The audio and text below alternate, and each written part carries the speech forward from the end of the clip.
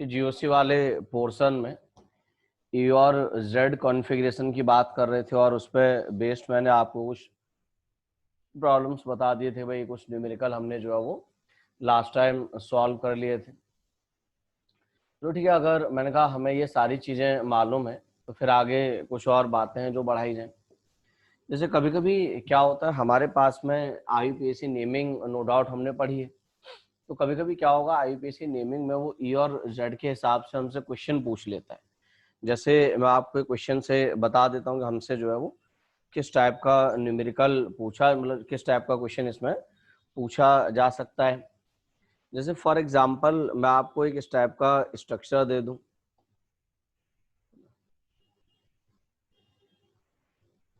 एक इस टाइप का स्ट्रक्चर हमें दिया हुआ है और मुझसे कहा जाए कि भाई इस कंपाउंड का आईयूपीएसी नेम हमें लिखना है ना। और आईयूपीएसी नेमिंग को लिखते टाइम पे हमें इस बात का ध्यान रखना है कि हम जो है वो ई और जेड कॉन्फ़िगरेशन को भी ध्यान में रखें। वो तो सबसे पहले आपको मालूम है भाई, हम सबसे पहला काम क्या करते हैं, नंबरिंग करेंगे। और मैंने कहा अगर हम नंबरिंग करेंगे इस केस में तो आप मुझे बता सकते हो भाई नंबरिंग लेफ्ट से करनी चाहिए या राइट से करनी चाहिए। भाई ये तो सभी को अंदाजा है इस बात का कि भाई हम नंबरिंग इस तरह से करेंगे ताकि लोकेंट का सम जो है वो कम से कम रहे।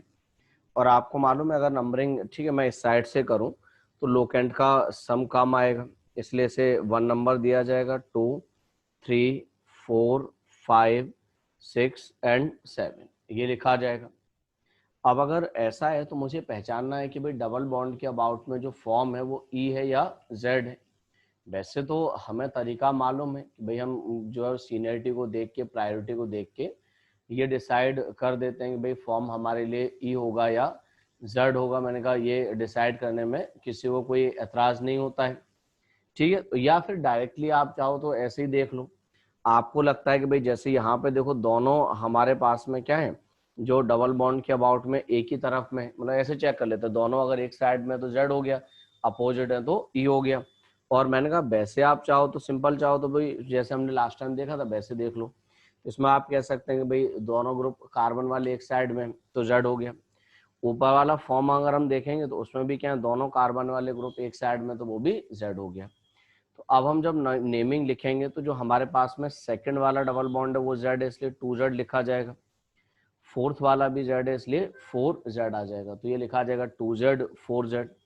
टोटल हमारे पास में 7 कार्बन है, इसीलिए क्या आ जाएगा, हेप्टा 2,4 डाई ई। मतलब बाकी नाम तो वैसे ही है जैसे पहले लिखा गया था। मेन क्या है हमारे पास में 2Z और 4Z, बस खाली मतलब इसमें हमने क्या फर्दर ई और ऐड कर दिया, ठीक है ना। अब जैसे मान लो बाई चांस जैसे दोनों ही फॉर्म जेड हैं तो कोई प्रॉब्लम नहीं आई। अगर एक ई होता और एक जेड निकल के आता तो उसमें फिर क्या है, वही हम जो अल्फाबेटिकल ऑर्डर फॉलो करते हैं, अल्फाबेटिकल ऑर्डर के हिसाब से जब नोट करते हैं तो हम ई को पहले लिखते हैं और जेड को बाद में लिखते हैं, ठीक है ना। या जैसे हम पहले भी ये काम किए हैं कि भाई हमें जो भी रूट वर्ड से पहले लिखना होता है वो अल्फाबेटिकल ऑर्डर में लिखना होता है। तो हम क्या करते हैं, जो ई और जेड फॉर्म है इसे भी हम अल्फाबेटिकल ऑर्डर में ही नोट किया करते हैं। तो मैंने कहा अगर हम अल्फाबेटिकल ऑर्डर के हिसाब से नोट करेंगे तो ई वाला फॉर्म पहले लिखा जाएगा और जेड वाला फॉर्म क्या होगा, बाद में लिखा जाएगा। मतलब सिंपल, ई को पहले लिखना है, जेड को बाद में लिखना है। ये बात समझ रहे हो आप। दोनों ई होंगे तो वो न्यूमेरिकल बेसिस पर देख लेंगे कि भाई हमारे पास में किस तरह से हम अरेंज कर देंगे। अरेंज कर पाओगे अगर इस टाइप का कोई कंपाउंड हमें दे दिया जाए तो? क्यों भाई? जैसे ये कंपाउंड है, मुझे आप इस कंपाउंड की नेमिंग करके बताओ। इस कंपाउंड की नेमिंग क्या होगी आपके मुताबिक?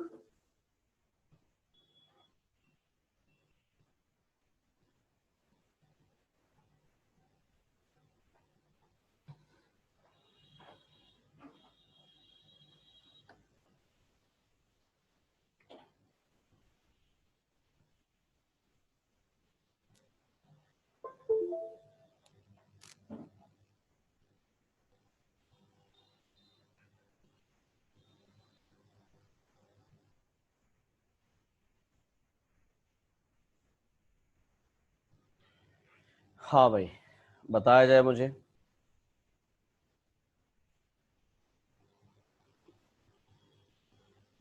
इस कंपाउंड की नेमिंग किस तरह से लिखेंगे?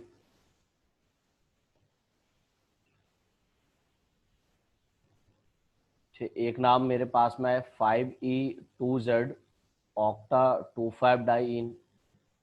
ऐसे एक आए 6E2Z हेप्टा 25 डाइइन। तो सबसे पहले हमारा जो है वो नंबरिंग वाला रूल फॉलो होगा। तो हम जानते हैं भाई, नंबरिंग वाले रूल के मुताबिक तो हमें क्या करना है, इस तरह से नंबरिंग करनी है ताकि लोकेंट का सम जो है मिनिमम रहे। तो मैंने कहा अगर हम ऐसा काम करेंगे तो हम कह सकते हैं भाई नंबरिंग नो डाउट इसी साइड से करनी होगी मुझे। मैंने कहा अगर मैं नंबरिंग की बात करूंगा तो मैं ये कह सकता हूँ कि भाई हमारे पास में जो नंबरिंग है वो इस साइड से होगी। भाई ये तो सभी समझ रहे हैं, ताकि लोकेंट का सम मिनिमम आ जाएगा। ये आ जाएगा हमारे पास में 1 2 3 4 5 6 7 8, ये आ गया। अब आपको मालूम है इसमें दोनों कार्बन सेम साइड में, तो ये वाला जेड फॉर्म हो जाएगा। इसमें एक ऊपर और एक नीचे है, तो ये वाला फॉर्म हमारे लिए क्या हो जाएगा, ई हो जाएगा। अब जब हम नेमिंग लिखेंगे तो हमें मालूम है ये सेकंड वाला जेड और 5 वाला ई है, तो हम इस तरह से लिख देंगे 5E2Z, और बाकी टोटल 8 कार्बन है, इसलिए ऑक्टा आ जाएगा। सेकंड पे और फिफ्थ वाले पे डबल बॉन्ड है, इसलिए 25 डाई इन आ जाएगा। ठीक है, इस तरह से जो है वो हम नेमिंग कर देंगे। तो आप ठीक है इस टाइप के क्वेश्चंस भी लिखे हुए देख सकते हो, इस टाइप के क्वेश्चन भी आपको मिल जाएंगे।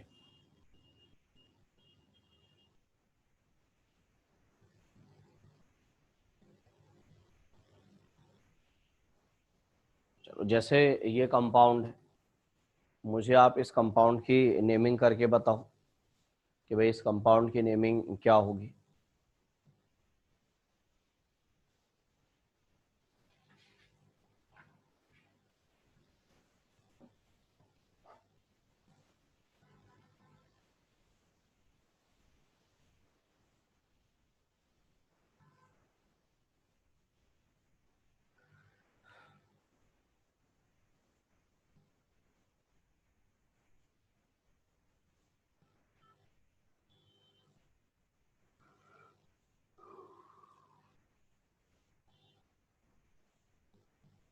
चलिए, एक आंसर आया मेरे पास में 2E5Z हेप्टा 25 डाई इन। दो इस बार अगर आप देखोगे तो लोकेंट का सम मैटर नहीं करेगा। आप दोनों में से किसी भी साइड से नंबरिंग कर दोगे, दोनों ही साइड से लोकेंट का सम तो सेम ही आ जाएगा।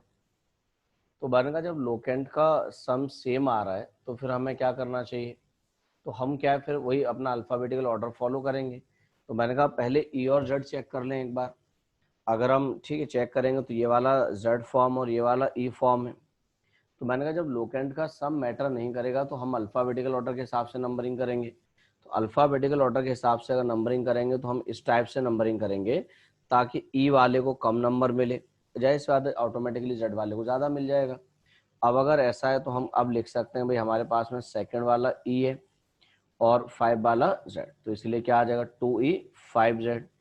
और बाकी हम जानते हैं सिंपल क्या आ जाएगा, हेप्टा 3 5 डाई इन आ जाएगा। ठीक है, इस तरह से हम लिख देंगे। तो मेरी बात समझ रहे हो आप, कि अगर बाई चांस मैंने कहा ऐसी कंडीशन आ जाए हमारे पास में, जिस कंडीशन में क्या हो कि भाई दोनों साइड से लोकेंट का सम सेम आ रहा हो, तो मैंने कहा उस केस में हम क्या करेंगे, ठीक है सॉरी इट इज 2 5। मैंने कहा अगर लोकेंट का सम सेम आ रहा हो तो हम उस कंडीशन में क्या करेंगे, ई और जेड के बेसिस पे देख लेंगे। तो हमें उस कार्बन को मिनिमम नंबर देना होगा जिस कार्बन को 2 नंबर मिले, मतलब जो जिस कार्बन को ई वाला फॉर्म मिला हुआ है उस साइड से नंबरिंग प्रेफर करते हैं। ठीक है, तो आपको मैंने कहा एक आध क्वेश्चन जो है वो इस टाइप का भी मिल जाएगा, किताबों में लिखा हुआ जो भी आप ठीक है मैंने सीट दी उसमें भी आपको मिल जाएगा, इस टाइप का क्वेश्चन होगा। चलिए, तो हमने जो है ठीक है जीआई वाले पोर्शन को कंप्लीट किया कि भाई ज्योमेट्रिकल आइसोमेरिज्म क्या है, किस तरह से हम उसे देखते हैं, कौन से मॉलिक्यूल में होगा, उससे रिलेटेड प्रॉपर्टीज़ हैं। मतलब आप ये कह सकते हैं कि हमने ये सारी बातें जो है वो कंप्लीट कर रखी हैं। हमारे पास में अगला एक टॉपिक और है, and that is optical isomerism. ठीक है, मैंने कहा अगला टॉपिक जो हम स्टडी करेंगे वो ऑप्टिकल आइसोमेरिज्म की बात करेंगे। इसके बारे में हम जानेंगे भाई ऑप्टिकल आइसोमेरिज्म क्या है, इससे रिलेटेड कहानी हम समझेंगे। देखो, मैं अगर ऑप्टिकल आइसोमेरिज्म की बात करूं तो आप ये कह सकते हो कि भाई ऐसे कंपाउंड जिनका मॉलिक्यूलर फार्मूला सेम होगा, भाई वो तो हमेशा से होता रहा है, जिनका मॉलिक्यूलर फार्मूला सेम होगा, और जाहिर सी बात है ये स्पेस आइसोमेरिज्म का ही तो एक पार्ट है। तो हम जानते हैं कि स्पेस आइसोमेरिज्म में क्या होता है, आईयूपीएसी नेम भी सेम होता है। तो मैंने कहा ऐसे कंपाउंड जिनका मॉलिक्यूलर फार्मूला सेम होगा, जिनका आईयूपीएसी नेम सेम होता है, लेकिन प्लेन पोलराइज्ड लाइट की तरफ उनका बिहेवियर डिफरेंट होता है, वो कंपाउंड हमारे लिए क्या कहलाते हैं, ऑप्टिकल आइसोमर। कुछ नाम आपने आज से पहले सुने होंगे, है ना, जब आपने बायो पढ़ी होगी तो बायो में ऐसे नाम आते हैं, डेक्स्ट्रो रोटेटरी, लीवो रोटेटरी, याद है ऐसे नाम आए थे आपकी जिंदगी में इससे पहले? क्यों, ऐसे नाम सुने हैं ना? हाँ, तो मैंने कहा ये जो डेक्स्ट्रो रोटेटरी, लीवो रोटेटरी है, वो बेसिकली कुछ और नहीं, ऑप्टिकल आइसोमर ही हुआ करते हैं। कि भाई ये हमारे लिए क्या है, ऑप्टिकल आइसोमर के एग्जांपल होते हैं वो जो आप डेक्स्ट्रो और लीवो रोटेटरी, ठीक है, आप याद करते हो। अच्छा, कोई और नाम तो याद नहीं रहता ना? क्यों, आजकल फ्री हो तो कोई और नाम याद करने लगे हो? बता देना मुझे। तो किसी ने नो नहीं कहा है, इसका मतलब क्या समझूं मैं, ये बताओ पहले। मैंने आपसे कहा कि कोई और नाम तो नहीं याद होता है, किसी ने भी नो नहीं कहा, एक ने भी। अब तो मेरे कहने के बाद नो कर रहे हो तुम लोग, हैं? नहीं, कुछ न कुछ तो जो है चोर है आपके दिल में, मैं समझ रहा हूँ। अच्छा, अब्दुल्ला भाई को जानना है कैसे नाम? हम्म।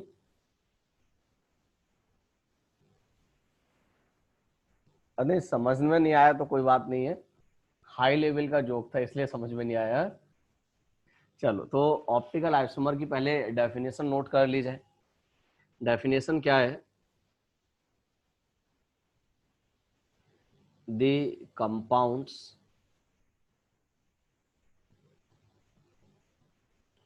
Having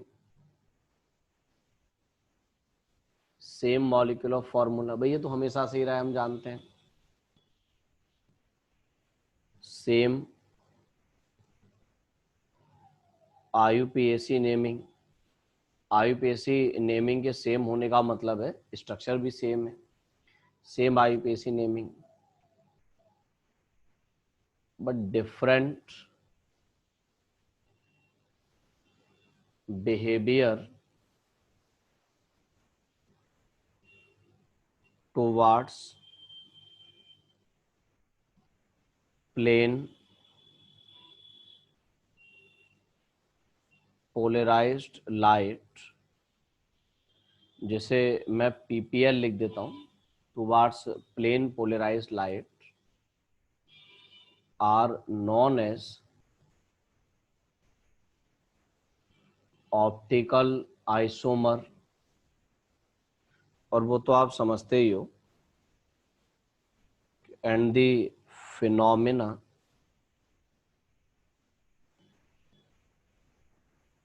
is known as optical isomerism. ठीक है, तो मैंने कहा कि भाई ऐसे कंपाउंड जिनका मॉलिक्यूलर फार्मूला सेम होगा, आईयूपीएसी नेम भी सेम होगा, मतलब स्ट्रक्चर सेम होंगे, लेकिन प्लेन पोलराइज्ड लाइट की तरफ जो बिहेवियर है वो डिफरेंट होता है, वो कंपाउंड हमारे लिए ऑप्टिकल आइसोमर कहलाते हैं। तो वो ऑप्टिकल आइसोमर जो है, आप ये कह सकते हैं एक बड़ा पार्ट है, बहुत बड़ा एग्जाम्पल है ऑप्टिकल आइसोमर का। लेकिन बहुत ज़्यादा आप कह सकते हैं मतलब ये सारी चीजें जो भी हैं ऑप्टिकल आइसोमेरिज्म वाली, ये बेसिकली क्या है हमारे लिए एक स्टीरियो केमिस्ट्री होती है। जैसे स्टीरियो आइसोमेरिज्म की मैंने बात की है, तो आप ये कह सकते हैं स्टीरियो केमिस्ट्री होती है, उसके अंडर में आती है। स्टीरियो केमिस्ट्री प्रेजेंट डेज में आप ये कह सकते हैं कि भाई केमिस्ट्री का सबसे बड़ा ब्रांच बन गया एक तरह से। मतलब ये ऑर्गेनिक केमिस्ट्री का एक पार्ट है, लेकिन ऑर्गेनिक केमिस्ट्री में भी मैंने कहा जो स्टीरियो केमिस्ट्री है ये बहुत बड़ा पार्ट है अपने में, है ना। इवन जब आज कोई रिसर्च होती है, जब भी कोई नया कंपाउंड बनता है ना, जब भी कोई नए कंपाउंड की बात आती है, और ऐसा होता है ऑर्गेनिक केमिस्ट्री में ना, रिसर्च लगातार कंटिन्यूअस है, वो खत्म नहीं हो रही है। ऑर्गेनिक केमिस्ट्री में जो है आप ये कह लो कि हर साल हजारों कंपाउंड नए बन के तैयार हो जाते हैं। तो मैंने कहा कि जब हमने मतलब किसी भी कंपाउंड की आज रिसर्च होती है, तो उसके स्टीरियो केमिकल प्रॉपर्टीज को भी परखा जाता है कि भाई उस कंपाउंड के स्टीरियो केमिकल प्रॉपर्टीज क्या होंगे। ये मैंने कहा आज के ज़माने में सबसे ज़रूरी होता है। इसीलिए आप ध्यान देना कि जब भी आप जो है किसी भी कंपाउंड को गूगल पे सर्च करो, तो जब आप विकिपीडिया पे देखते हो तो उसमें नीचे ना उसकी स्टीरियो केमिकल प्रॉपर्टीज हमेशा लिखी होती है। मतलब आज बिना इसके किसी भी कंपाउंड की जो रिसर्च है आप कह सकते हो वो अधूरी है। मतलब इसके बिना किसी भी कंपाउंड को मार्केट के लिए अप्रूव नहीं किया जाता है। तो ठीक है, मैंने कहा कि वो जो भी ये स्टीरियो केमिस्ट्री का पार्ट है वो मेनली ऑप्टिकल आइसोमेरिज्म से रिलेटेड भी है। और ये जो ऑप्टिकल आइसोमेरिज्म है, तो मैं अगर इसके आप ये कह सकते हैं जो मतलब खोज करता है, जो दाता है ना, जिस फादर आप कह सकते हो, वो आपने एक शायद नाम सुना हो आज से पहले, एक लुइस पाश्चर आपने एक नाम सुना होगा। आई थिंक ये नाम है बायो में कहीं आता है ये वाला नाम मेरे हिसाब से। तो एक लुइस पाश्चर करके एक भाई साहब थे, उन्होंने बेसिकली क्या है ऑप्टिकल आइसोमेरिज्म की स्टार्टिंग की है ना। उन्होंने ऑप्टिकल आइसोमेरिज्म के बारे में बताया, इसके बारे में सबसे मतलब फर्स्ट स्टेप जो था ऑप्टिकल आइसोमेरिज्म का, वो लुइस पाश्चर का था। बड़े बढ़िया आदमी थे लुइस पाश्चर। अपनी प्रैक्टिकल जिंदगी में जो है लुइस पाश्चर बड़े अच्छे इंसान हैं। आप शायद उनकी कहानी आपने सुनी हो लुइस पाश्चर की। लुइस पाश्चर जो है वो मतलब बचपन में उनके पापा का ना केमिस्ट की शॉप थी। तो केमिस्ट की शॉप जो है मतलब वो वहीं जाहिर सी बात है, दुकान पे तो जाते ही। अब तो जैसे आप लोगों की किसी की कोई शॉप होगी तो कभी कभी आप भी दुकान पे जाते होगे। तो ऐसे ही ना वो अपने केमिस्ट की शॉप पे जाया करते थे। उनकी शॉप शॉप के पास में एक लोहार की दुकान थी। तो ये उस टाइम की बात है जब मतलब ये सब ना जो वैक्सीन होती हैं वो सब नहीं आई थी। तो उस टाइम में क्या हुआ करता था, जैसे अगर किसी को कुत्ते ने काट लिया, तो उस टाइम वैक्सीन तो थी नहीं हमारे पास में, कोई दवा नहीं थी कुत्ते काटने वाली। तो उस टाइम पे क्या करते थे कि जिस जगह पे काटा होता था उस जगह को जला दिया जाता था, ताकि मतलब उसका जो असर है वो खत्म हो जाए। तो लुइस पास्टर ने ये फिनोमेना बड़े मतलब हैरानियत से देखा करते थे कि भाई किसी को जैसे उनके टाउन में उनका जो भी एरिया था उसमें अगर किसी ने काट लिया, उसको उस लोहार के पास लाया गया और गर्म आयरन की रॉड से उसे मतलब उस पोर्शन को जला दिया गया। जाहिर सी बात है आप भी जानते हैं भाई इस तरह से अगर जलाओगे तो पेन कितना फील होगा, है ना। तो लुइस पास्टर ने मतलब उस टाइम पे एक बात सोची कि मैं एक काम करता हूँ, मैं बड़े होके कुछ ऐसा काम कहूँगा। हाँ ठीक है। तो मैं ऐसा मतलब काम करूँगा कि मतलब ये जो समस्या है लोगों के सामने, ये जो परेशानी आ रही है, ये परेशानी ना आए, है ना। मतलब मैं कोई दवा निकालूंगा ताकि कुत्ते काटने के बाद में ये काम ना हो। तो नो डाउट उसके बाद में वो बड़े हुए, उन्होंने मतलब जो अपना वहीं एक छोटा मोटा लैब बनाया उसमें एक्सपेरिमेंट कर रहे थे ना, उसमें कहानी उनकी चल रही थी। उसके बाद में क्या है उन्होंने जो है वो मतलब बाद में कहीं दूसरे किसी यूनिवर्सिटी में भी शिफ्ट हो गए, कुछ अपने किसी पर्सनल वर्क से मतलब पढ़ने लिखने के से वो यूनिवर्सिटी पहुंचे। वहां पे गए तो वहां पे उन्होंने तमाम स्टडी की, और स्टडी करते टाइम पे उन्होंने ये देखा कि भाई मतलब जो हमारे पास में कंपाउंड है, मतलब कंपाउंड का मॉलिक्यूलर फॉर्मूला अलग है लेकिन वो दो अलग अलग प्रॉपर्टीज शो कर रहा है ना। उन्होंने कई ऐसे एग्जांपल ऑब्जर्व किए प्रैक्टिकली। मतलब उन्होंने अलग अलग सॉल्यूशन बनाए, सॉल्यूशन बना के उनकी प्रॉपर्टीज को ऑब्जर्व किया। मतलब एक बड़ा काम था जो इन्होंने किया। तो खैर मतलब वो बेचारे मेहनत करते रहे, अपने लगे रहे, और फाइनली जो है वो दो कंक्लूजन पे पहुंचे। एक तो मैंने कहा कि जो हमारे पास वो एंटी रेबीज वैक्सीन जो आती है वो लुइस पास्चर ने बनाई। और मैं बता बढ़िया आदमी इसीलिए थे कि उस वैक्सीन को बनाने के बाद में इन्होंने पेटेंट राइट नहीं लिया था, कोई पेटेंट राइट नहीं खरीदा, इन्होंने पब्लिक कर दिया था कि भाई ये एंटी रेबीज वैक्सीन का फॉर्मूला है, हर कंट्री अपना बनाए और हर कंट्री इसको यूज करे। ये बात समझ रहे हो कि मतलब ये चीज कि भाई आज पेटेंट ना करना कितनी बड़ी बात है, इसलिए वैक्सीन आज नॉर्मली आसानी से सस्ती मिल भी जाती है, वरना अगर पेटेंट होता तो बहुत महंगी मिलती। भाई ऑलरेडी महंगी मिलती है मतलब, लेकिन इनके पेटेंट ना होने की वजह से वो सस्ती होती है। तो खैर एक तो इन्होंने ये काम किया था कि एंटी रेबीज वैक्सीन बना दी है ना, और उसका पेटेंट तक नहीं लिया। आप जानते हो पेटेंट बहुत बड़ी बात होती है भाई, पेटेंट बिलियंस डॉलर की कमाई होती है कि आपका कोई प्रोडक्ट आपने बनाया और उसका आपके पास पेटेंट है, तो आप समझ बिलियंस डॉलर की बात होती है कि हाँ भाई बिलियंस डॉलर जो है वो आप मतलब उससे कमा सकते हैं। दूसरा जो है इन्होंने वो एक प्रोसेस जो आपने किसी ने ऊपर लिखा भी है ना, जुबैर नबी भाई साहब ने, कि पेस्चराइजेशन प्रोसेस। हाँ, वो जो पेस्चराइजेशन है वो लुइस पास्चर के नाम से आया हुआ टर्म है, पेस्चराइजेशन पास्चर से ड्राइव किया गया था। तो मतलब उस जमाने में ना मतलब उस समस्या थी, वो जो कंट्री है यूरोपियन कंट्री आप जानते हो भाई, उनमें ठंड वंड ज्यादा रहती है, वहाँ के लोगों को जाहिर सी बात है अल्कोहल की आदत ज्यादा है, अल्कोहल वो लोग ज्यादा सर्व करते हैं। तो वहाँ समस्या थी उस टाइम पे कि भाई जो अल्कोहल है वो मतलब ज्यादा लंबे टाइम तक स्टोर नहीं कर पाते थे, खराब हो जाता था। तो भाई उस टाइम पे मतलब उन्होंने पूछा कि आप इसका कोई सॉल्यूशन बताओ कि भाई हम किस तरह से मतलब सर्व कर पाएं, किस तरह हम इसे सेव कर लें। तो फिर इन्होंने एक तरीका बताया कि आप एक काम करो कि उसे मतलब जो है गर्म करो, और गर्म करने के बाद में एकदम सडन कूल कर दो।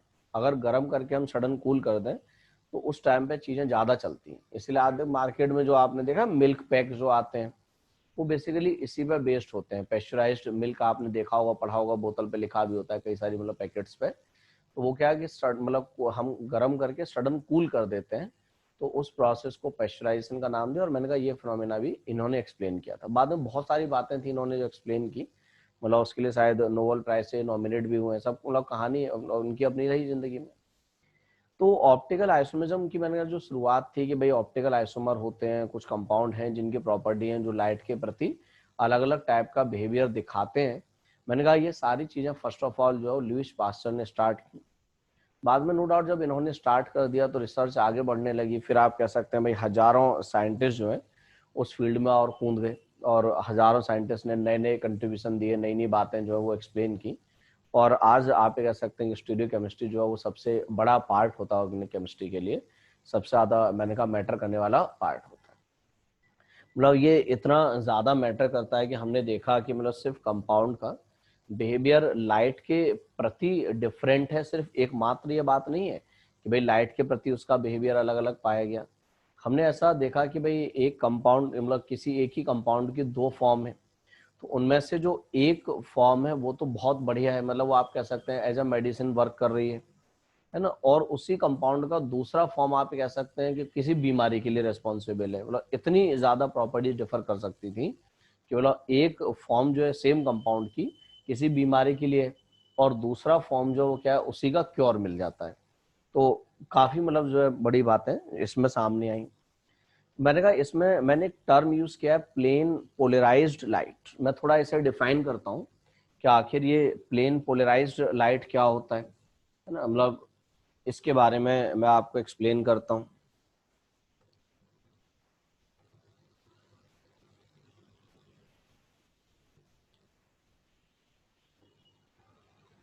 अब मालूम जैसे कोरोना की वैक्सीन जब भी बनेगी, हालांकि आजकल सुनने में आ रहा है ट्रायल वायल बड़े बढ़िया जा रहे हैं, उस एस्ट्राजेनेका वाला भी ट्रायल बढ़िया जा रहा है, और भी एक आध कंपनी है चाइना की कोई है कंपनी, उसका भी ट्रायल बढ़िया गया है। तो अगर इन्होंने पेटेंट रखा है तो जाहिर सी बात है पेटेंट अगर होगा तो कोई कंट्री दवा नहीं बना पाएगी, वो समस्या सामने आएगी। अगर हाँ ये मतलब अच्छे लोग हुए, इन्होंने पब्लिक कर दिया तो बड़ा बढ़िया रहेगा। अब वो तो कंपनी पे डिपेंड करता है, वैसे तो वो लोग पब्लिक तो नहीं हो गए इतना आसानी से, चाइना वाना वाले तो पब्लिक करेंगे नहीं चाहे जो भी हो जाए, है ना। वो तो बड़ा मुश्किल है जो है उनके लिए पब्लिक कर पाना। तो फिर भी मतलब अगर कोई मतलब पब्लिक कर दे तो बड़ा बढ़िया रहता है। तो मैंने कहा कि जैसे प्लेन पोलराइज्ड लाइट क्या होती है हमारे लिए, प्लेन पोलराइज्ड लाइट का जो है अब बीमारी देखो कोई भी फैला है पर दवा वो देंगे तो पब्लिक तो तुम करेंगे नहीं, वो जानते हो वो चाइना वाले हैं, वो इतने बढ़िया नहीं है कि पब्लिक कर देंगे और दवा कह देंगे कि सब लोग बना लो। इतने अच्छे नहीं है। और ऊपर से तुम बाइकआउट चाइना वाले काम में लगे हो कि चाइना बाइकआउट करो, चाइना बाइकआउट करो, तो बताओ कैसे पब्लिक कर देंगे। तुमने उनका टिकटॉक बंद करवा दिया, क्यों? तो तुम में से भी कुछ लोगों को बड़ी समझ परेशानी हुई और टिकटॉक बंद हुआ होगा तो क्यों जी, किसी एक आध को तो बड़ी परेशानी हुई है, क्यों? टिकटॉक बंद हो गया तो कोई बनाता तुम में से टिकटॉक पे वीडियो? नहीं। चलो कोई बात नहीं है, वो तो आ जाएगा थोड़े बहुत दिनों में, सब भूल जाएंगे बाइकआउट चाइना, फिर नॉर्मली चाइना चलेगा, फिर सब काम ऐसी आसानी से होता रहेगा, है ना। और ये हकीकत भी है, चाइना का रिप्लेसमेंट नहीं है। हम मतलब मैं ये नहीं कह रहा कि मैं चाइना की फेवर में बोल रहा हूँ या चाइना के अगेंस्ट में बोल रहा हूँ, लेकिन यार उसके प्रोडक्ट का रिप्लेसमेंट ही नहीं है। उतना बढ़िया मतलब जो प्रोडक्ट बन ही नहीं पाता है हम लोगों से। लेकिन हम जिस दिन इतने अच्छे प्रोडक्ट बनाने लग जाएंगे उस दिन हम ना लें, वो एक डिफरेंट बात है, लेकिन इस टाइम बड़ी वो है। और मैं पब्लिक वीडियो में बोल रहा हूँ भाई, शेयर मत करना किसी को, पता लगा गवर्नमेंट मोदी जी मुझे टारगेट कर ले कि अच्छा चाइना का प्रोडक्ट बिकवाओगे, अभी रुको, ठीक है ना। इसलिए ऐसा मत करना, मैं कह रहा हूँ बाइकआउट चाइना, ठीक है, खूब चाइना बाइकआउट करो, कोई प्रोडक्ट मत लो चाइना का, कोई जरूरत नहीं लेने की, बी इंडियन। हाँ, ये तो वीडियो है, क्लास रिकॉर्डिंग है, तो कहीं जाएगी भी नहीं, तो रहेगी रहेगी, ठीक है। तो प्लेन पोलराइज्ड लाइट क्या होती है? मैंने कहा ठीक है, हाँ पार्टी मिलेगी, परेशान ना हो, जब तुम कभी कोचिंग आओगे लौट के तब पार्टी दी जाएगी। अच्छा वो वाली पार्टी की बात कर रहे हो, अच्छा अच्छा, हाँ वो बीजेपी भी जिंदाबाद। हम्म, बीजेपी मतलब ब्रिक्स जनता पार्टी। चलो प्लेन पोलराइज्ड लाइट की डेफिनेशन लिखो। प्लेन पोलराइज्ड लाइट क्या है? The light in which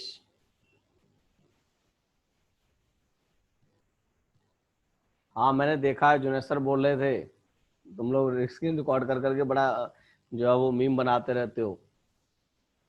in which electro magnetic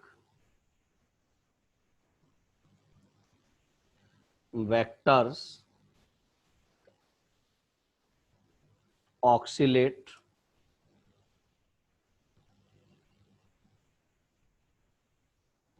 in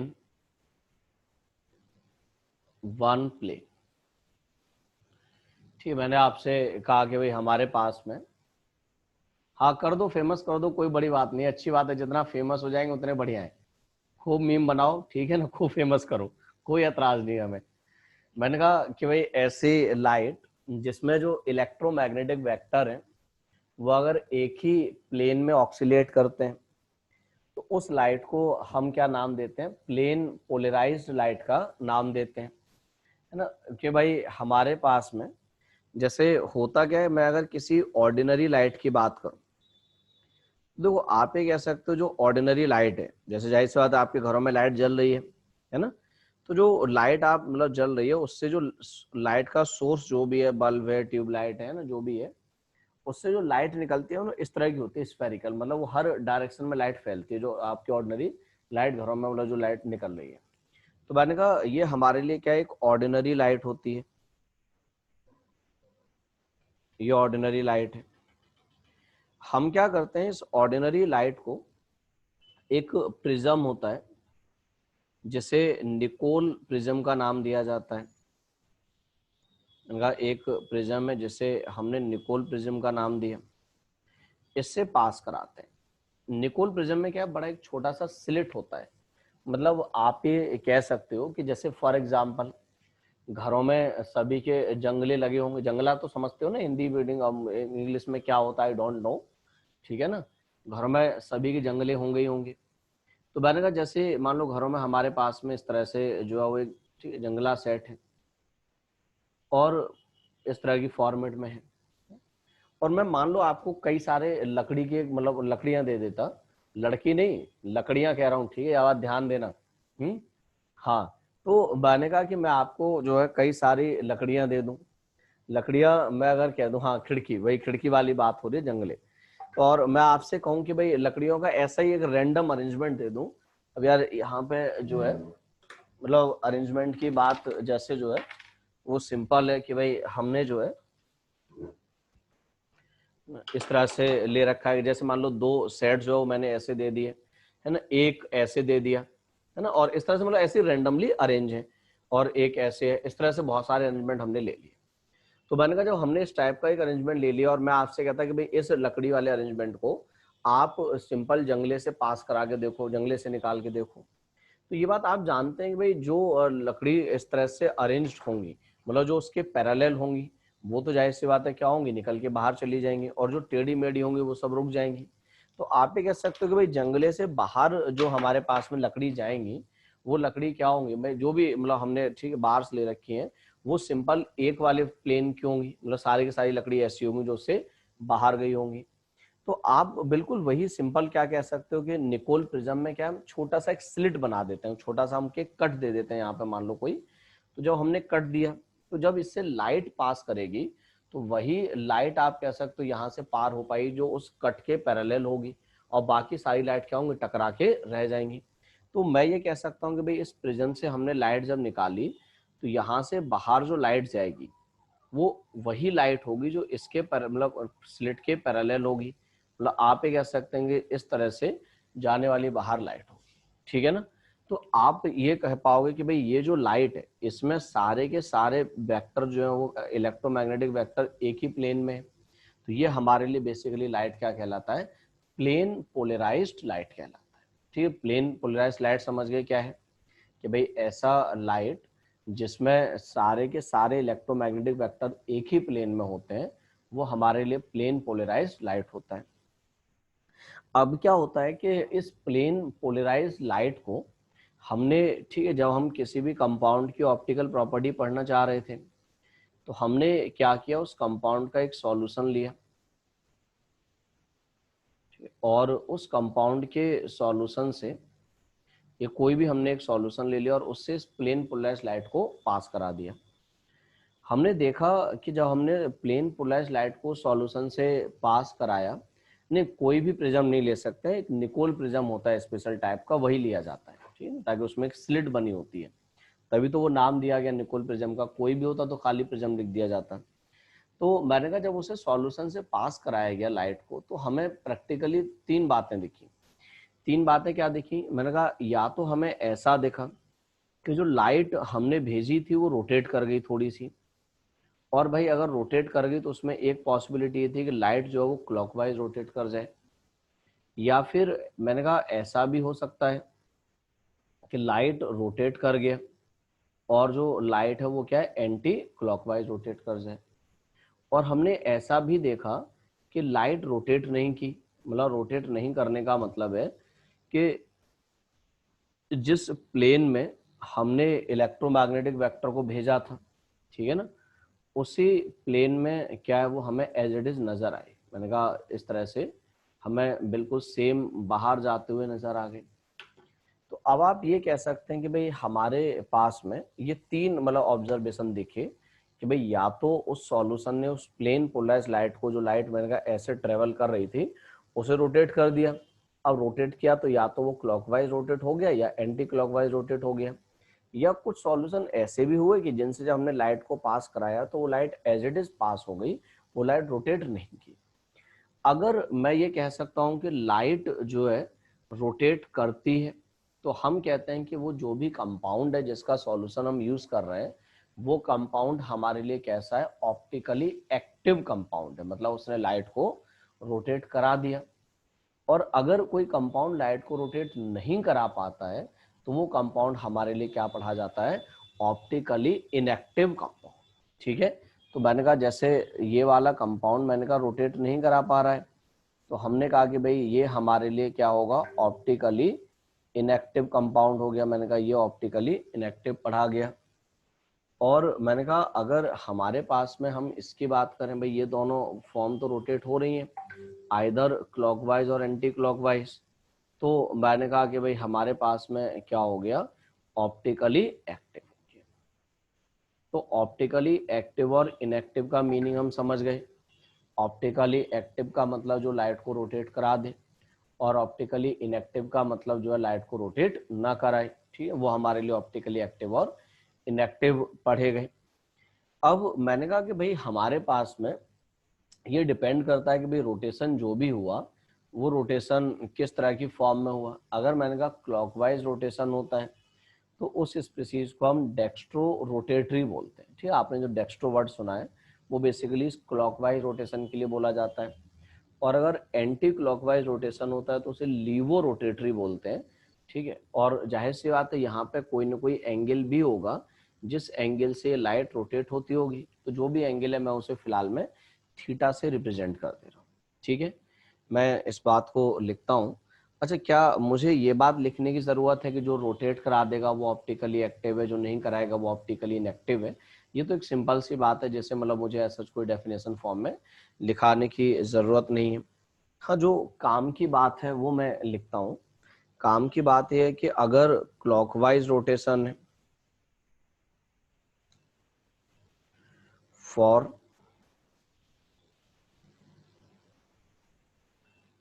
clockwise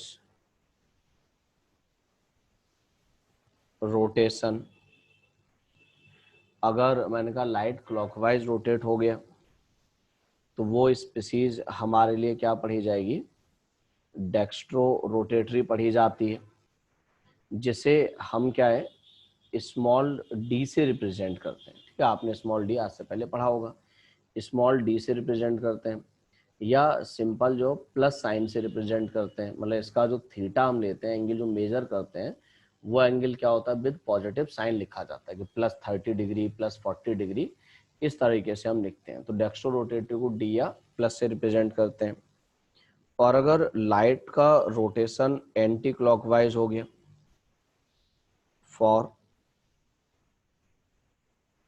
anti clockwise rotation, तो मैंने कहा इसे हम जो है वो लीवो रोटेटरी पढ़ते हैं कि भाई ये हमारे लिए लीवो रोटेटरी है, जिसे हम स्मॉल एल से रिप्रेजेंट करते हैं, या मॉडर्न केमिस्ट्री में माइनस से रिप्रेजेंट किया जाता है।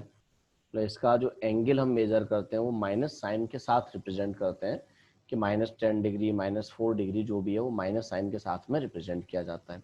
ठीक है, तो डेक्स्ट्रो और लीवो हम समझ गए। बाकी ये बात हम समझ रहे हैं कि भाई अगर थीटा की वैल्यू नॉन जीरो है, ठीक है, थीटा अगर जीरो नहीं है, तो मैंने आपसे कहा कि भाई वो हमारे लिए कंपाउंड कैसा है? ऑप्टिकली एक्टिव है ना। और अगर मान लो मैंने आपसे कहा कि भाई हमारे पास में थीटा की वैल्यू जीरो है, तो हम कह सकते हैं भाई वो कंपाउंड हमारे लिए कैसा होगा? ऑप्टिकली इनएक्टिव है। ठीक है, तो हमने दोनों बातें समझ ली कि भाई अगर थीटा की वैल्यू नॉन जीरो है तो कंपाउंड ऑप्टिकली एक्टिव पढ़ा जाएगा, और अगर थीटा की वैल्यू हमारे लिए जीरो होगी तो कंपाउंड हमारे लिए कैसा होगा? ऑप्टिकली इनएक्टिव होगा। अब बात आती है कि भाई ठीक है, चलो रोटेशन हो गया है ना, किसी कंपाउंड ने रोटेट करा दिया, तो कितने एंगल से रोटेशन हुआ? मैंने कहा अगर हम ये कैलकुलेट करना चाहें तो बेसिकली ये लैब में एक आप कह सकते हैं इंस्ट्रूमेंट होता है, जैसे हम पोलरीमीटर ट्यूब बोलते हैं। ये लैब का एक इंस्ट्रूमेंट होता है। तो जो भी ऑप्टिकल रोटेशन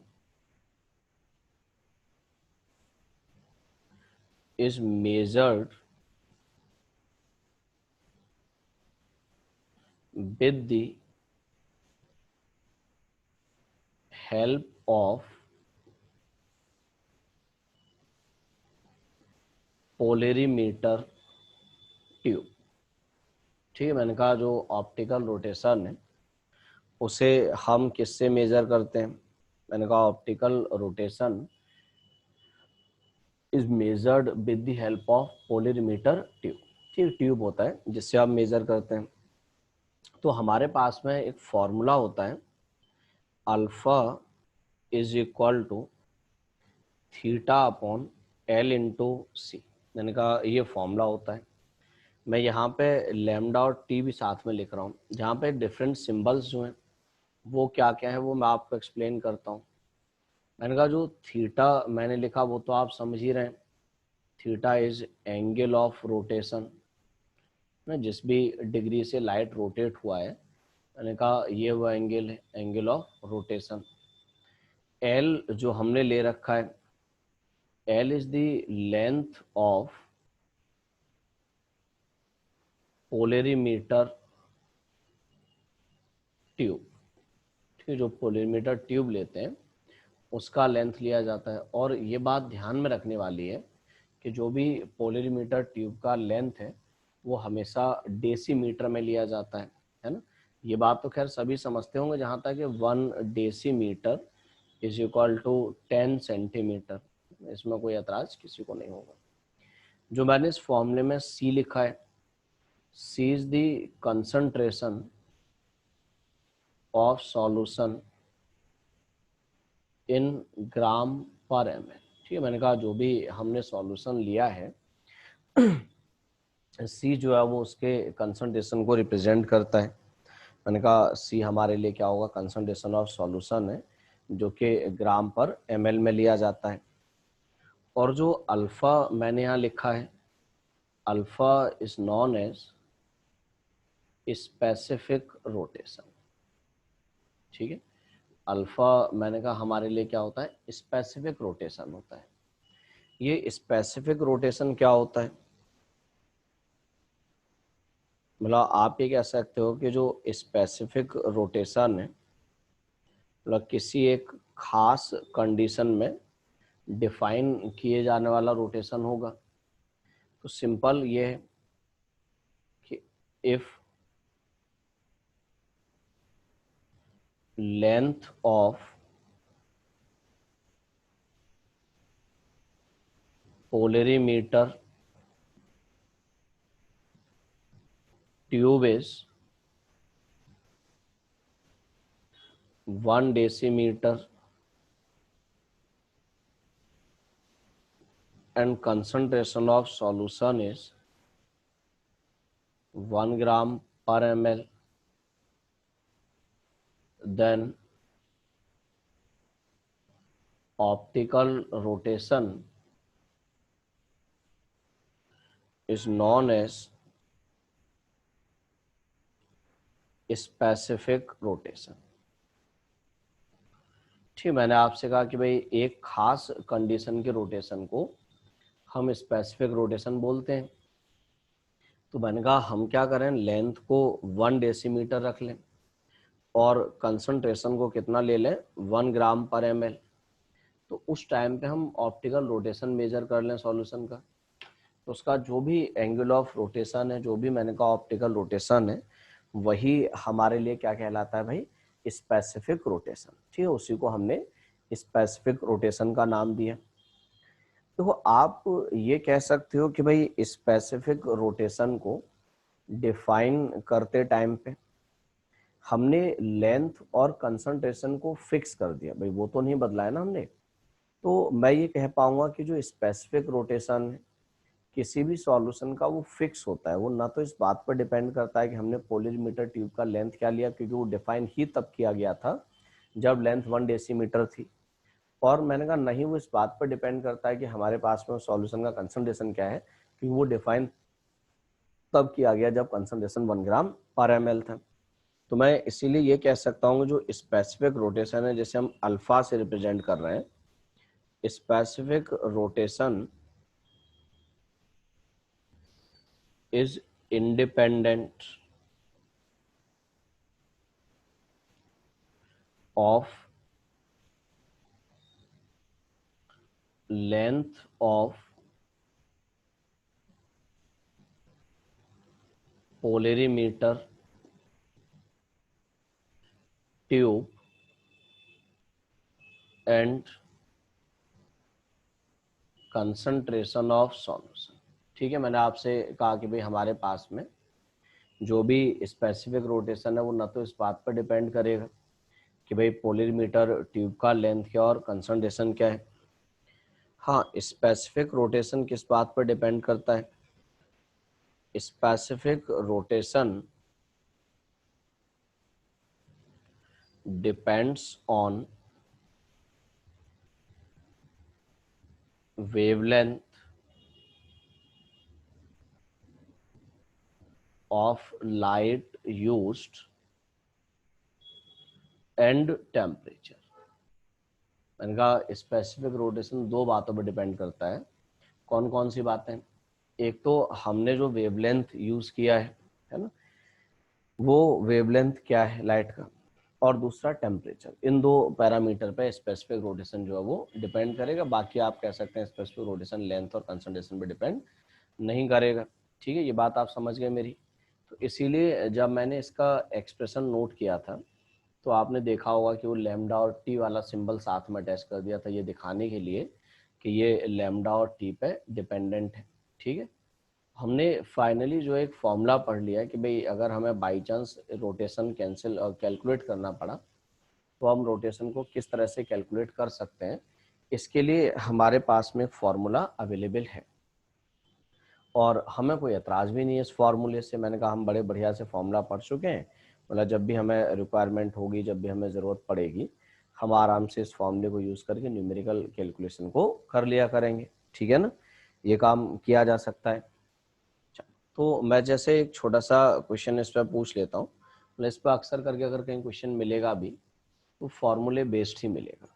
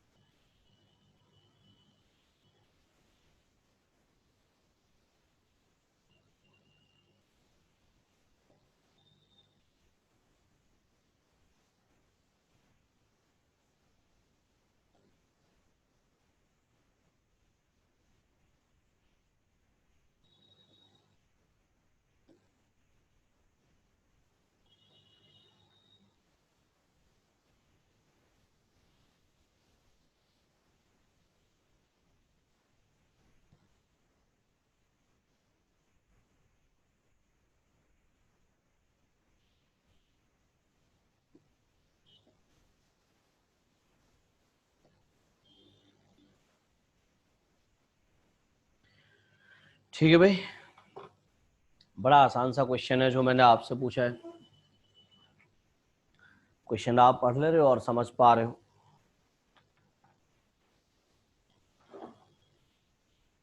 ये पाई अपॉन 300 क्या है भाई? ये पाई बाई नहीं, सिंपल डिग्री के बेसिस पे आंसर बताओ मुझे, कोई कन्वर्जन नहीं करना है।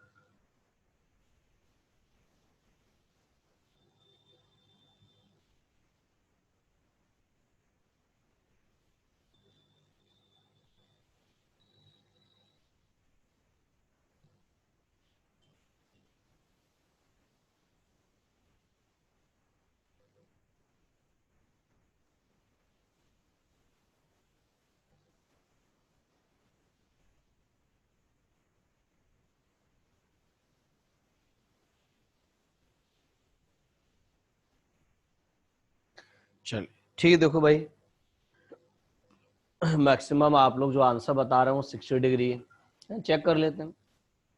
सिंपल फॉर्मूला है, उसी में वैल्यू रखनी है। पहला मुझे ठीक, उसने थीटा दे रखा है क्वेश्चन में, कंसंट्रेशन दे रखा है, और जो भी लेंथ ऑफ पोलरीमीटर ट्यूब है वो भी दे रखा है। मैंने कहा अगर मैं इन सारी इंफॉर्मेशन का यूज करूं तो मैं ये कह सकता हूँ कि भाई हमने जो फॉर्मूला पढ़ा वो यही था, alpha is equal to theta upon L into c. भाई स्पेसिफिक रोटेशन मुझे कैलकुलेट करना था, थीटा मुझे 30 डिग्री गिवन था, लेंथ ऑफ पोलरीमीटर ट्यूब जो है वो आप देख रहे हैं मुझे 10 सेंटीमीटर गिवन है, मुझे तो डेसीमीटर में रखनी है ना। तो मैंने कहा डेसीमीटर में कितना आ जाएगा हमारे पास में, नो डाउट 1 डेसीमीटर, मैंने आपको समझा दिया कि भाई 1 डेसीमीटर 10 सेंटीमीटर होता है। Into C is the concentration, concentration कितना है हमारे पास में 0.5 है। इसी को हमें सॉल्व करना है। मैंने कहा अगर हम इसे सॉल्व करेंगे तो हमें यहाँ से अल्फा पता चल गया कि भाई हमारे पास में कितना होगा 60 डिग्री। ठीक है, ये मिल गया कि भाई स्पेसिफिक रोटेशन 60 हो जाएगा। अब आप जानते हो कि भाई स्पेसिफिक रोटेशन तो नहीं बदलता है, वो तो फिक्स रहता है, आप बेशक कंसंट्रेशन बदलो, लेंथ बदलो, इससे स्पेसिफिक रोटेशन नहीं बदलेगा। तो अब अगले क्वेश्चन में फॉर्मूला में फिर वही लगाऊंगा, alpha is equal to theta upon L into c, और अल्फा की वैल्यू मैं वही लूंगा जो मैंने पहले यूज किया, क्योंकि अल्फा तो बदलेगा ही नहीं, पहले जो वैल्यू निकल आई। थीटा इस बार मुझे कैलकुलेट करना है, लेंथ नो डाउट जब उसने बोला वही रखी है तो 1 डेसीमीटर है। कंसंट्रेशन के लिए उसने कहा डबल कर दो, डबल कर दो मतलब 0.5 था तो 1 हो जाएगा। तो मैं अगर यहाँ से थीटा निकालूंगा तो इस बार थीटा कितना आ जाएगा मेरे पास में 60 डिग्री। ठीक है, ये आंसर हो गया। मैं तीसरे वाले केस को कंसिडर करूं तो उसने कहा कि if length of polarimeter tube becomes double, ठीक है ना, ये पोलरीमीटर ट्यूब का लेंथ डबल कर दिया जाए तो आप जानते हैं भाई अल्फा तो नहीं बदलेगा, तो फॉर्मूला वही रहेगा, alpha is equal to theta upon L into C. Alpha no doubt मैंने कहा 60 डिग्री ही लूंगा मैं, थीटा कैलकुलेट करना है, लेंथ इस बार उसने 20 सेंटीमीटर कर दिया, मतलब कितना 2 डेसीमीटर कर दिया, और कंसंट्रेशन स्टिल 0.5 है। तो मैंने कहा अगर मैं इसे सॉल्व करूंगा तो मैं कह सकता हूँ भाई थीटा कितना हो जाएगा, स्टिल 60 डिग्री। ठीक है, तो वही आप देख लो तीनों के आंसर वही आ गए, कोई प्रॉब्लम नहीं। वो तो खैर मतलब एक इत्तेफाक है कि तीनों का आंसर सेम आ गया ना, क्वेश्चन तो जैसा दिया जाएगा उस हिसाब से आंसर नोट कर दिया जाएगा। ठीक है, तो इस पर मतलब मैंने कहा एक आसान सा उन्हें में मिलता है जो है। चलो, तो हम मैं कुछ टर्म्स और डिफाइन करूंगा, कुछ और टर्मिनोलॉजी जो कि हम यहाँ यूज करेंगे। तो हम जब ऑप्टिकल आइसोमेरिज्म के बारे में पढ़ेंगे तो एक टर्म होता है कायरल मॉलिक्यूल। अच्छा, ऑप्टिकल आइसोमेरिज्म एक बहुत बड़ी आइसोमेरिज्म है, ये बात ध्यान रखना, तो मतलब ये ज्योमेट्रिकल आइसोमेरिज्म या स्ट्रक्चरल आइसोमेरिज्म की तरह से छोटी छोटी नहीं है, काफी बड़ा पोर्शन ऑप्टिकल आइसोमेरिज्म का है। मैंने कहा एक टर्म होता है हमारे पास में कायरल मॉलिक्यूल। कायरल मॉलिक्यूल क्या होता है वो मैं आपको समझाता हूँ। देखो एक सिंपल सी लैंग्वेज में अगर आपसे मैं कहूँ तो मैं कह सकता हूँ optically active molecule is known as chiral molecule. ठीक है, मैंने आपसे कहा कि भाई कोई भी ऐसा मॉलिक्यूल जो ऑप्टिकली एक्टिव हो वो मॉलिक्यूल हमारे लिए क्या कहा जाता है भाई, कायरल मॉलिक्यूल। ठीक, उस मॉलिक्यूल को हम क्या पढ़ते हैं बोलो, कायरल मॉलिक्यूल बोलते हैं। या इसकी एक दूसरी डेफिनेशन मैं आपको और दे सकता हूँ। दूसरी डेफिनेशन क्या है मेरे पास में कि asymmetric molecule is chiral molecule. ठीक, मैंने कहा ऑप्टिकली एक्टिव मॉलिक्यूल या असिमेट्रिक मॉलिक्यूल उसे हम कायरल मॉलिक्यूल बोलते हैं। हम ना एक टर्म यूज करते हैं इस तरह का, आप एक लाइन लिखा हुआ देखोगे कि ऑप्टिकली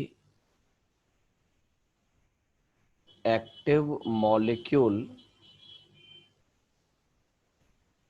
एक्सप्रेस कायरलिटी। ठीक, मैंने कहा हम एक इस टाइप का टर्म पढ़ते हैं कि जो ऑप्टिकली एक्टिव मॉलिक्यूल है, मैंने कहा हम कहते हैं कि ऑप्टिकली एक्टिव मॉलिक्यूल एक्सप्रेस कायरिलिटी। कायरिलिटी का मतलब ऑप्टिकल एक्टिविटी से है ना, तो जब हमें कहीं ऐसा टर्म लिखा हुआ मिल जाए कायरिलिटी, तो हम उसका मतलब समझ जाएंगे। और मैंने कहा उसका मतलब हमारे लिए क्या होगा, ऑप्टिकल एक्टिविटी। ठीक है, ऑप्टिकल एक्टिविटी मतलब कायरिलिटी इसके लिए। ठीक है, तो मैंने कहा इसके लिए हम इसे यूज करते हैं। ये असिमेट्रिक मॉलिक्यूल क्या होते हैं भाई, चलो ठीक है, ये बात तो ठीक है अपनी जगह पे कि जो असिमेट्रिक मॉलिक्यूल है वो ऑप्टिकली एक्टिव है, और मैंने कहा उससे हमने कायरल मॉलिक्यूल का नाम दिया। और मैंने कहा एक ऐसा स्टेटमेंट हम लिखा हुआ देखेंगे कि optical active molecule express chirality. Chirality मतलब ऑप्टिकल एक्टिविटी। तो मैंने कहा ये असिमेट्रिक मॉलिक्यूल क्या होते हैं हमारे लिए, तो मैं लिखता हूं molecule having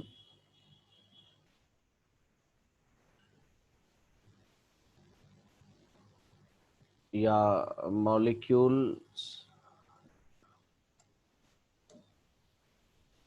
molecules does not having any type of symmetry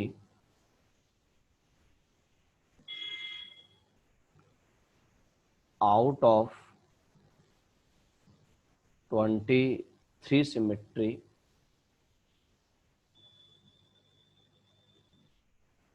are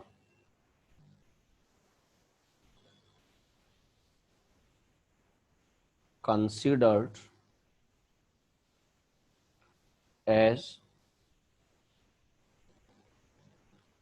asymmetric molecule।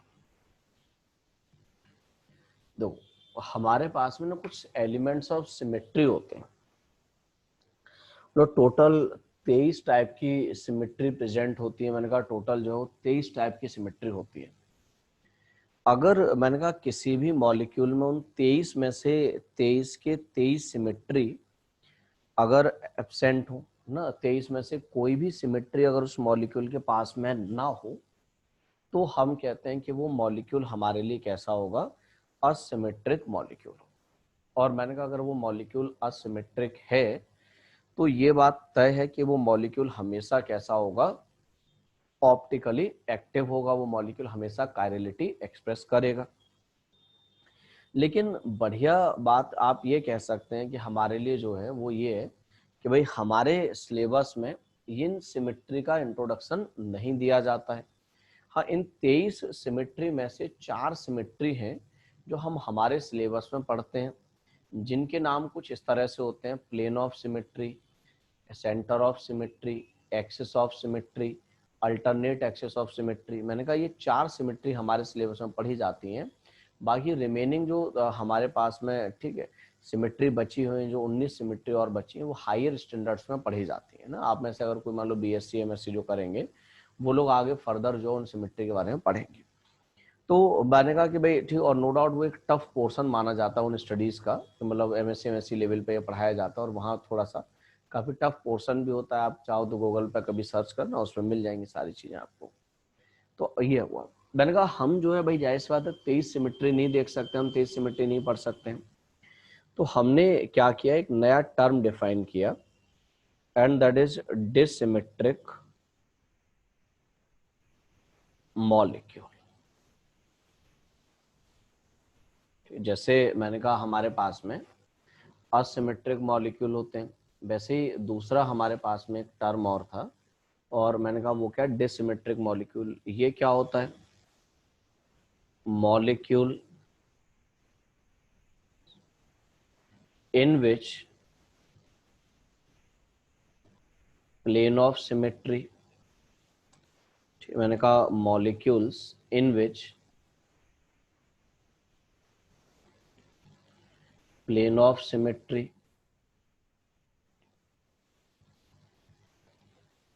PO S से मैं उसे रिप्रेजेंट क्या करूंगा, एंड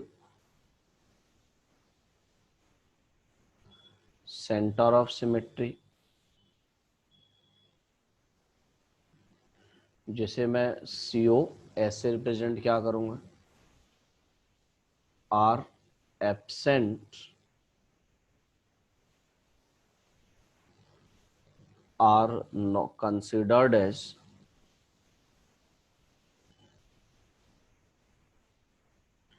डिससिमेट्रिक मॉलिक्यूल। ठीक है, मैंने कहा कि भाई हम जो है भाई असिमेट्रिक मॉलिक्यूल नहीं पहचान सकते हैं, कि भाई हमारे लिए वो पहचानना मुश्किल है, क्योंकि हम 23 सिमेट्री पढ़ते ही नहीं अपने सिलेबस में। इवन मतलब जो वो 23 सिमेट्री को लेके पूरा सब्जेक्ट होता है एमएससी लेवल पे। तो मैंने कहा इसीलिए हमने एक नया टर्म डिफाइन किया, जैसे हमने डिससिमेट्रिक का नाम दिया।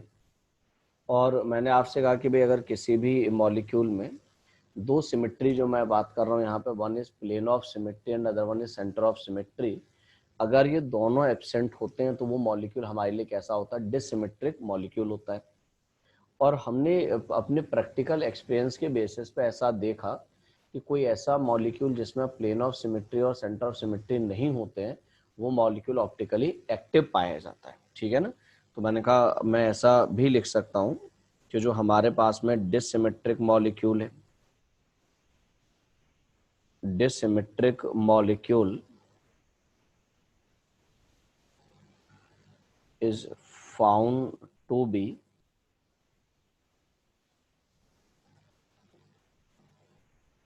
Optically active.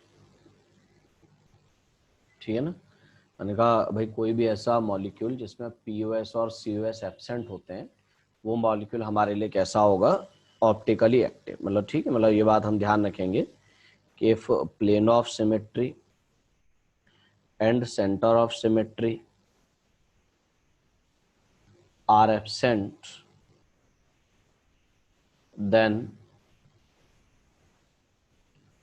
molecule is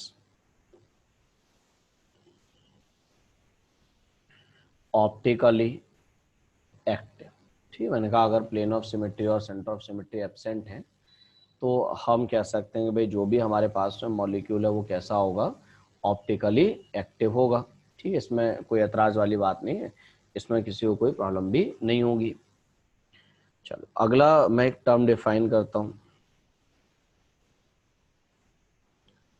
हम एक टर्म पढ़ते हैं कायरल सेंटर। कायरल सेंटर क्या होता है? Any sp3 atom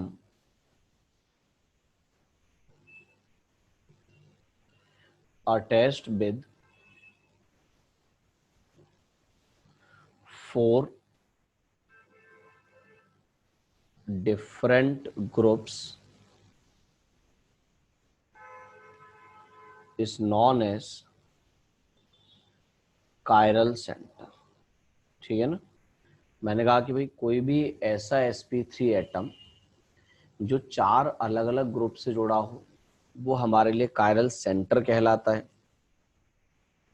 in case of carbon, chiral centre is termed as chiral carbon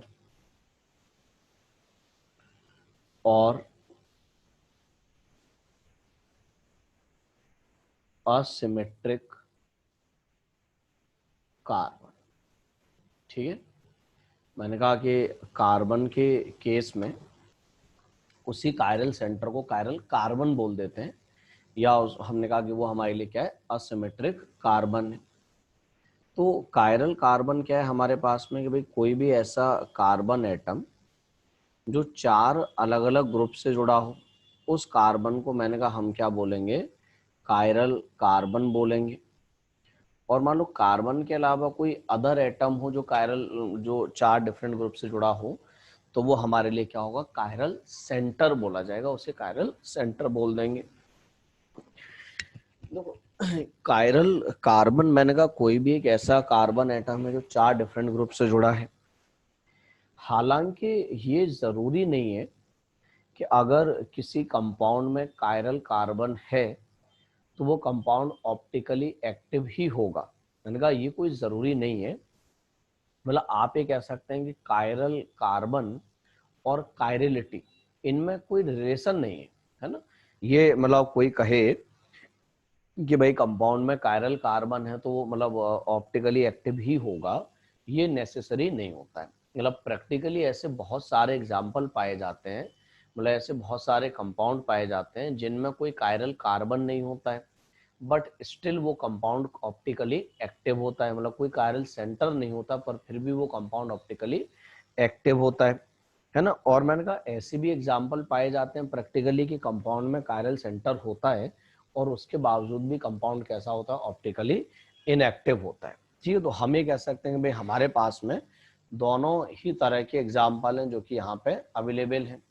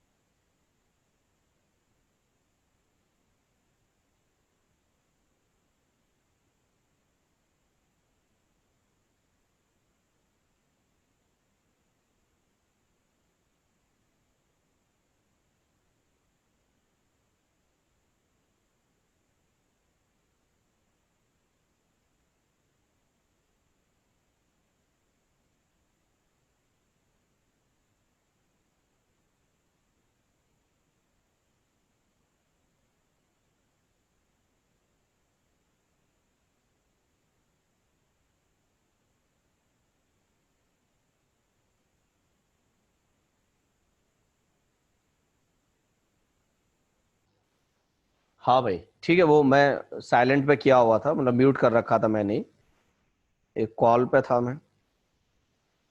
क्या करें, बस मत पूछो, जिंदगी मतलब चला रहे हैं कैसे भी कर करके। हम्म। क्यों भाई?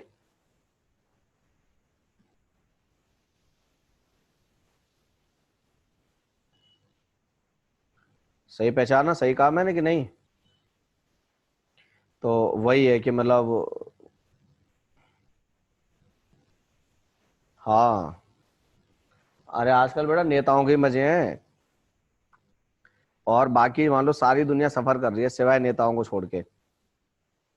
बस इकलौता नेता ही एक ऐसा है जो कि दुनिया में सबसे ज्यादा मस्त है। अरे नेक्स्ट टर्न नहीं है, अभी रुक जाओ, मैं इसको डिफाइन कर दूं, क्यों परेशान हो रहे हो। हाँ जी,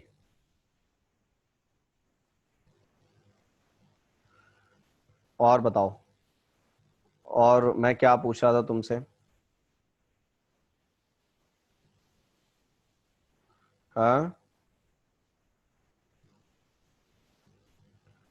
अच्छा, ऑनलाइन शॉपिंग करते हो तुम लोग, नहीं करते हो ये बताओ। Online online online shopping, online shopping करते हो ये पूछ रहा हूं मैं।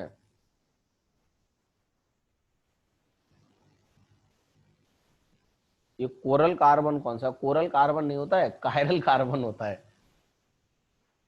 हम्म।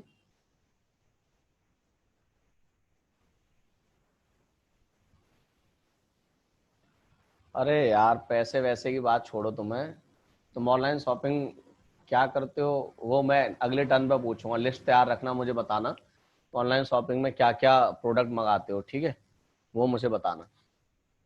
चलो, मैं आपसे कह रहा था कि ये मेरे लिए क्या कायरल कार्बन है, और कायरल कार्बन का होना इस बात के लिए मतलब कोई भी जिम्मेदारी नहीं लेता है कि कंपाउंड ऑप्टिकली एक्टिव होगा या फिर नहीं होगा, है ना। नहीं, अब इसके बाद क्लास नहीं है तुम लोगों की, लास्ट क्लास है, ठीक है। इस बात को पहले पॉइंट की फॉर्म में नोट कर दिया जाए। इनका अगर हम पॉइंट की फॉर्म में नोट करें तो हम कह सकते हैं कि भाई हमारे लिए क्या है, प्रेजेंस और absence of chiral centre is not a criteria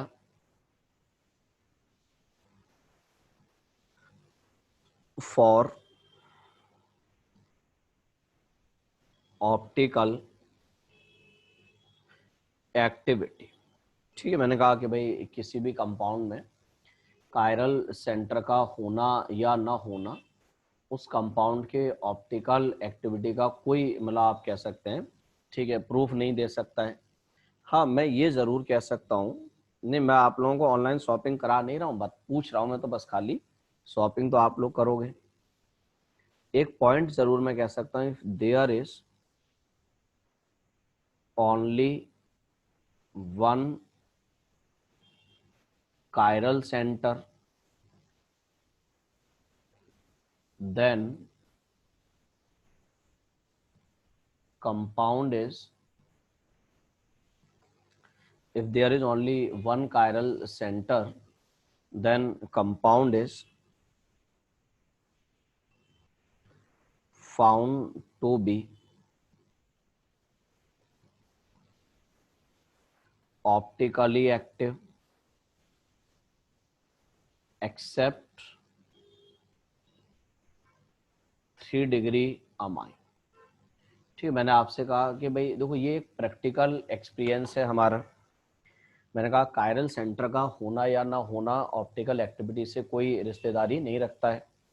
हाँ, अगर हमने ये प्रैक्टिकली देखा कि कंपाउंड में अगर एक कायरल सेंटर होता है तो वो कंपाउंड ऑप्टिकली एक्टिव पाया जाता है, लेकिन उसमें से भी एक केस ऐसा है जो आप कह सकते हैं कि एक कायरल सेंटर रख के भी ऑप्टिकली इनएक्टिव होता है, that is 3 degree amine. 3 degree amine मैंने कहा एक ऐसा केस है कि भाई जिसमें कायरल सेंटर होने के बाद भी कंपाउंड कैसा होता है, ऑप्टिकली इनएक्टिव होता है। आप नेक्स्ट एक पॉइंट लिखेंगे, if there is only one chiral carbon, then compound is always optically active. ठीक है, मैंने आपसे कहा कि भाई अगर जो है कंपाउंड में एक ही कायरल कार्बन हो तो वो कंपाउंड हमेशा, मैंने कहा अगर एक कायरल कार्बन है तो वो कंपाउंड हमेशा कैसा होगा, ऑप्टिकली एक्टिव होगा। लेकिन एक कायरल सेंटर अगर है तो ऑप्टिकली एक्टिव होगा, लेकिन एक एग्जांपल ऐसा है जो ऑप्टिकली एक्टिव नहीं होगा, और वो एग्जाम्पल कौन सा है हमारे पास में, 3 डिग्री अमाइन जो ऑप्टिकली एक्टिव नहीं होगा। ठीक है, तो मैं अगर आपसे कहूं कि भाई कायरल सेंटर का होना या ना होना ऑप्टिकल एक्टिविटी की जिम्मेदारी में था ही नहीं, तो ऑप्टिकल एक्टिविटी की कुछ और भी कंडीशन होंगी। तो मैंने कहा अगर मैं कंडीशन फॉर ऑप्टिकल एक्टिविटी की बात करूं तो पहली कंडीशन ये है कि मॉलिक्यूल मस्ट बी डिसिमेट्रिक। मैंने कहा ये पहली कंडीशन है कि मॉलिक्यूल कैसा होना चाहिए हमारे लिए, डिसिमेट्रिक। मॉलिक्यूल डिसिमेट्रिक का मतलब है उसमें ना तो प्लेन ऑफ सिमेट्री होना चाहिए ना सेंटर ऑफ सिमेट्री होना चाहिए। दूसरी कंडीशन है mirror image must be non super impossible. दूसरी कंडीशन है कि जो मिरर इमेज है वो कैसा होना चाहिए हमारे लिए, नॉन सुपर इम्पोजिबल, मतलब वो सुपर इम्पोज नहीं करना चाहिए। ठीक है ना, ये दो कंडीशन। ये मिरर इमेज के सुपर इम्पोज या नॉन सुपर इम्पोज करने का कॉन्सेप्ट क्या होता है वो मैं आपको समझाता हूं। देखो सबसे पहली बात तो ये है कि सुपर इम्पोजिबिलिटी एक 3 डायमेंशनल फिनोमेना होता है ना। तो मैंने कहा कि मिरर इमेज को सुपर इम्पोज करना या मिरर इमेज के सुपर इम्पोज न करने का जो हमारा लेना देना है वो क्या है। सबसे पहली बात है कि मिरर इमेज होनी चाहिए, मतलब एक दो ऑब्जेक्ट हैं वो एक दूसरे का मिरर इमेज दिखने चाहिए। तो मुझे एक बात बताओ, क्या मेरे ये दोनों हाथ एक दूसरे का मिरर इमेज दिख रहे हैं आपको? भाई अगर मैं इस वाले हाथ के लिए मिरर रख दूं बीच में तो ऐसा मिरर इमेज बन जाएगा, मतलब ये दोनों हाथ एक दूसरे का मिरर इमेज है। अगर मैं इन दोनों हाथ को इस तरह से जोड़ दूं, ठीक है ना, मैं अगर इन दोनों हाथ को इस तरह से नमस्ते वाली कंडीशन में जोड़ दूं तो मुझे बताया जाए कि क्या ये सुपर इम्पोज कर गए। मैं आपसे जानना चाहता हूं कि क्या ये सुपर इम्पोज कर गए। आपको लगता है कि ये सुपर इम्पोज कर गए, लेकिन ये सुपर इम्पोज नहीं किए। अब आप मेरी बात समझो क्या है। मेरी बात आपसे कहना यह है कि superimposability is a 3 dimensional phenomena ना, ये 3 डायमेंशनल फिनोमिना है। ये दोनों हाथ एक दूसरे के एक दूसरे का मिरर इमेज है, ये बात ठीक है। सुपर इम्पोजिबिलिटी का कॉन्सेप्ट होता है कि वो दो ऑब्जेक्ट एक दूसरे का मिरर इमेज होने चाहिए और जब उन दोनों ऑब्जेक्ट को मिलाया जाए तो वो एक सिंगल ऑब्जेक्ट की तरह से बिहेव करने चाहिए और वैसा ही दिखना चाहिए जैसा पहले दिख रहा था। तो जब मैंने इन दोनों हाथ को आपस में जोड़ा तो क्या ये एक सिंगल ऑब्जेक्ट की तरह से दिख रहा है? नहीं ना भाई, इसमें ये वाला हाथ गोरा था, ये वाला हाथ काला था। जब मैंने इन दोनों को जोड़ दिया दोनों तरफ काला काला हो गया, मतलब वो इवन आप देख रहे हो एक जैसा तो नहीं रहा। तो बेशक ये एक दूसरे का मिरर इमेज है, एक दूसरे को प्रॉपर ओवरलैप भी कर रहे हैं, लेकिन मैं कहूंगा कि ये एक दूसरे को सुपर इम्पोज नहीं करेंगे। सुपर इम्पोज नहीं करेंगे मतलब ये क्या है, नॉन सुपर इम्पोजिबल होंगे एक दूसरे के लिए। मतलब ये मिरर इमेज तो होंगे लेकिन होंगे कैसे, नॉन सुपर इम्पोजिबल। मेरी बात समझ में आई आपको कि सुपर इम्पोजिबिलिटी में क्या देखना है। सुपर इम्पोजिबिलिटी में हम ये देखते हैं कि वो एक दूसरे का मिरर इमेज दिखने चाहिए और जब दोनों को जोड़ा जाए तो जोड़ने के बाद में वो एक सिंगल ऑब्जेक्ट की तरह बिहेव करनी चाहिए। सिंगल जैसा एक था वैसा ही सिमिलर क्या दोनों को जोड़ के दिखना चाहिए। तो आप कह सकते हैं भाई वो हमारे लिए क्या होंगे, एक नॉन दो सुपर इम्पोज करेंगे। और अगर ऐसा नहीं हुआ तो वो नॉन सुपर इम्पोजिबल होंगे। अब मुझे बताओ आपके जो जूते के पेयर हैं, ठीक है ना, जो शूज आपके घर पे रखे हैं, सबके घर पे रखे होंगे सबके, वो आप मुझे बताओ क्या एक दूसरे की मिरर इमेज दिखते हैं देखने में आपस में? दिखते हैं, एक दूसरे की मिरर इमेज दिखते हैं ना। वो दोनों एक दूसरे की मिरर इमेज दिखते हैं, लेकिन क्या वो सुपर इम्पोजिबल हो पाएंगे? क्या उनकी मिरर इमेज सुपर इम्पोजिबल होगी? नहीं, आप दोनों जूतों को अगर रख के मिलाओगे तो क्या वो एक हो जाएंगे? नहीं होंगे, वो अलग अलग चले जाएंगे। देख रहे हो ना, समझ रहे हो इस बात को? तो मैंने कहा ये सुपर इम्पोजिबिलिटी का कॉन्सेप्ट होता है कि भाई कौन सा मिरर इमेज सुपर इम्पोजिबल और कौन सा नहीं है। अब जैसे मैं जो है एक सिंपल कायरल कार्बन की बात करूं, है ना, जैसे मान लो ए, बी, डी और ई, ये कोई कायरल कार्बन है जिससे 4 कार्बन एटम डिफरेंट जुड़े हैं। मैं बीच में एक प्लेन मिरर रखता हूँ। यहाँ जो मिरर इमेज बनाई जाती है वो प्लेन मिरर को लेके बनाते हैं, ठीक है ना, कॉन्वेक्स कॉनकेव ये नहीं चलता। यहाँ पे मैंने इसका मिरर इमेज बनाया।